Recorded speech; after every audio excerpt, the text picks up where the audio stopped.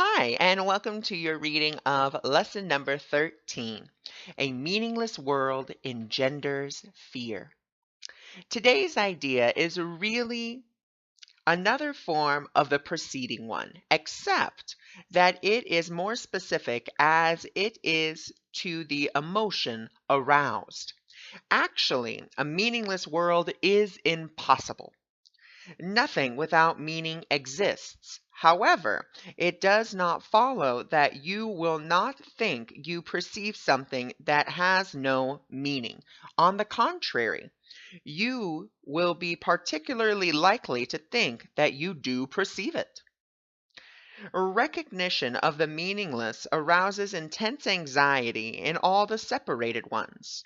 It represents a situation in which God and the ego challenge one another as to whose meaning is to be written on the empty space that the meaninglessness provides.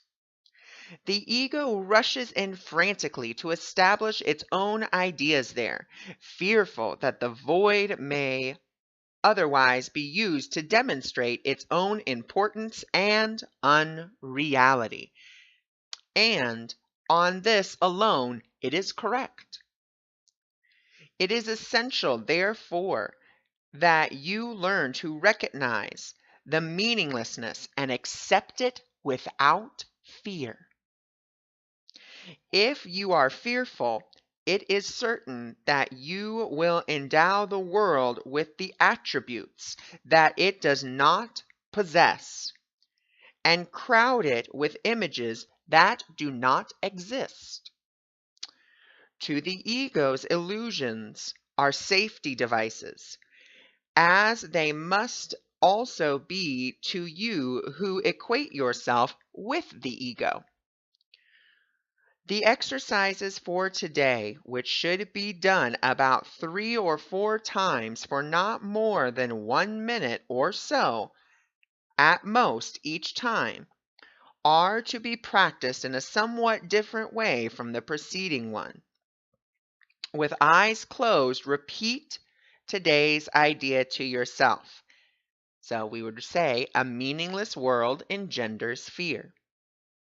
Then open your eyes and look about you slowly, saying, I am looking at a meaningless world.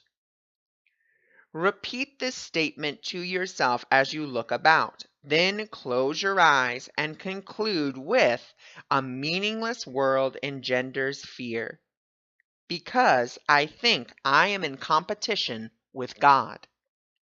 You may find it difficult to avoid resistance in one form or another to this concluding statement. Whatever form such resistance may take, remind yourself that you are really afraid of such a thought because of the vengeance of the enemy.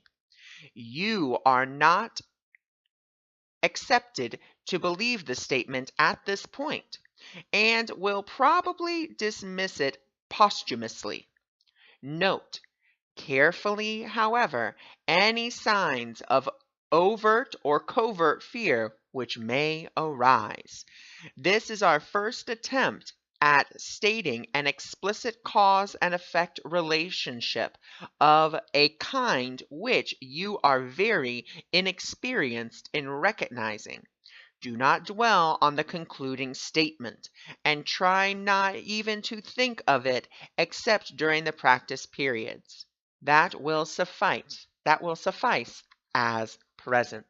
Thank you so much for joining me for lesson 13, and enjoy your practicing. I'll see you tomorrow for lesson number 14.